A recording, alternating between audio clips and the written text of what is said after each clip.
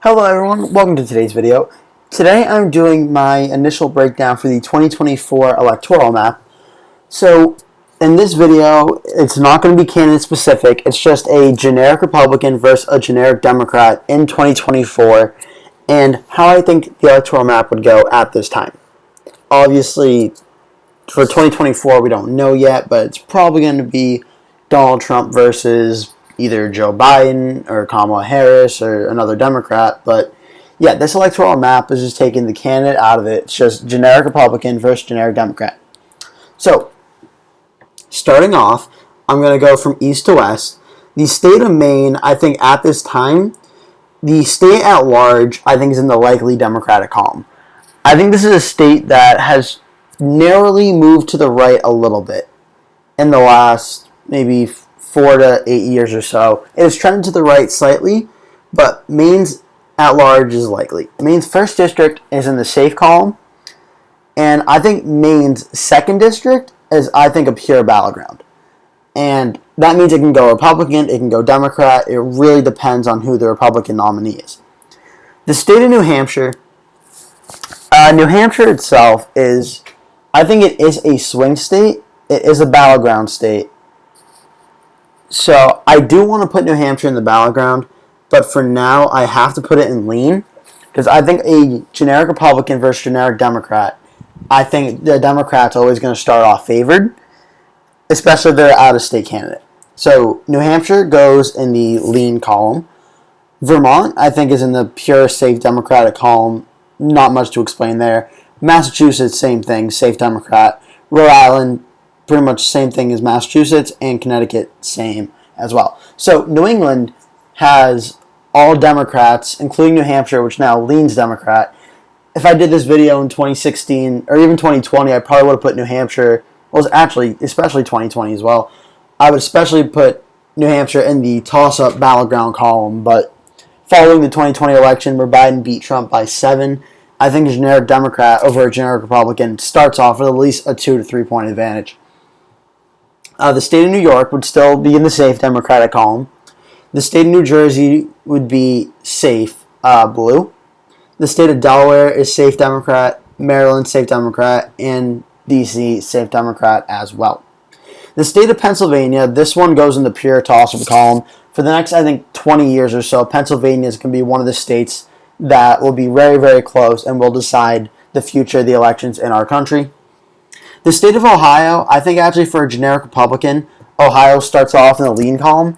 Similar to New Hampshire, was a very close, important toss-up state, but since about 2016 and 2020, Ohio has consistently trended to the right. I think a generic Republican starts off at least a 3 to 4 point favorite. The state of West Virginia, I think, starts off safe for the Republicans. Kentucky, safe as well. Indiana, safe as well. The state of Illinois will be safe for the Democrats. I think that's pretty obvious. The state of Virginia. So Virginia was a swing state that's trended to the Democratic side in the last 20 years or so. And the governor's race going on right now actually may be a sign of maybe Republicans aren't done in the state yet. But as of now, Trump lost to Hillary by about 6% or so, and then he lost to Biden by about 10%. I think Virginia has to start off, at very least, in the likely column. Because if New Hampshire is lean, there's no way Virginia is close to New Hampshire in that regard, I don't think. Even though Biden did win by 7, yes, I think New Hampshire is still closer than Virginia. So Virginia, for now, starts off in the likely column for the Democrats. The state of Michigan. Michigan is very, very close. It did vote for Donald Trump in 2016 by less than 1%. It did vote for Biden in 2020 by about 3%. Michigan's going to be very, very close for a long time. I want to put it in battleground. I do. But I also don't know. I mean, Michigan's tough.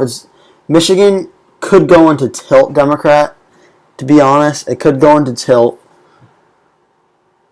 But I also think if the Republicans run the right candidate, I think they can win it. So I'm going to put Michigan in the battleground column for now.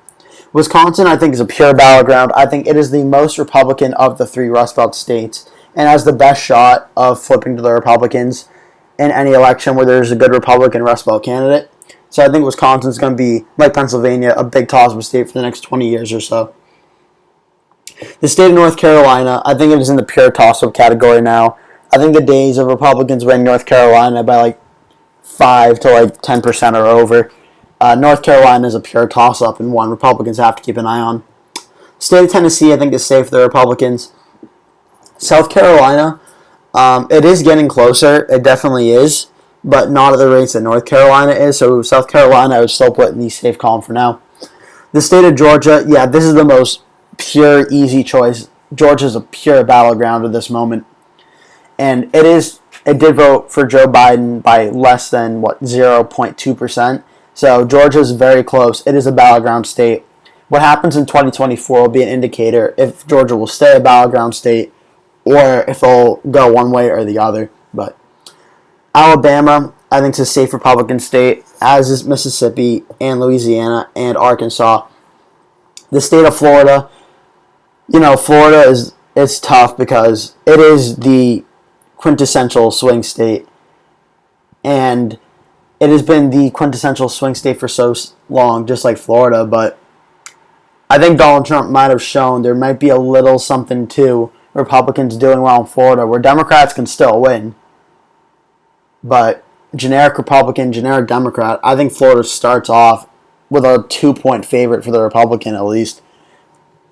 The state of Missouri, I think, starts off with a Republican up in the safe column. The state of Iowa, see, it's funny because Iowa's weird because Iowa voted for Obama twice and then Trump twice. So I think Iowa for now is in the lean Republican column, but it's very, very interesting because that can go either way.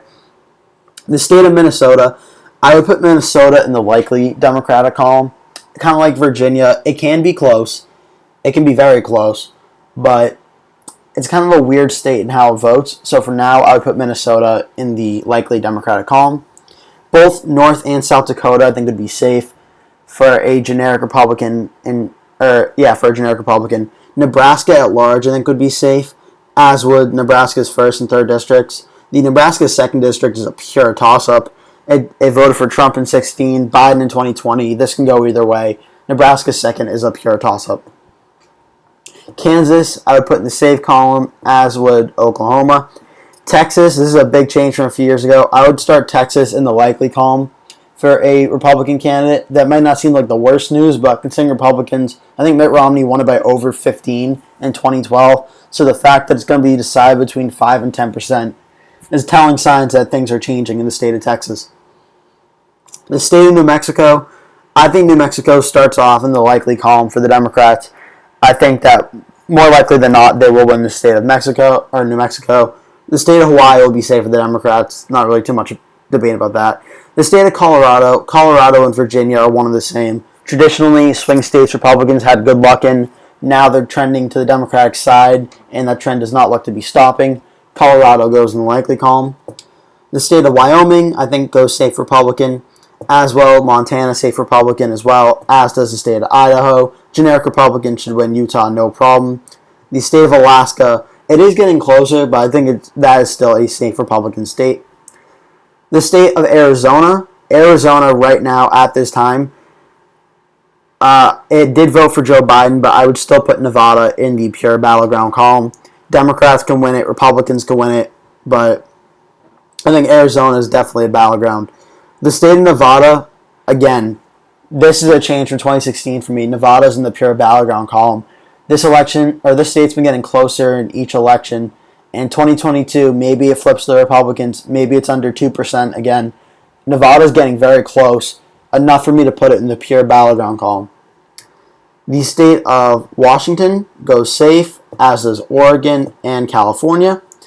With that, Republicans have 218 electoral votes I think are either safe, likely, or leaning for them with a generic Republican. Democrats have 225 safe, likely, or leaning electors going to them. So that gives Democrats a net 7 electors advantage with 95 remaining battlegrounds to go.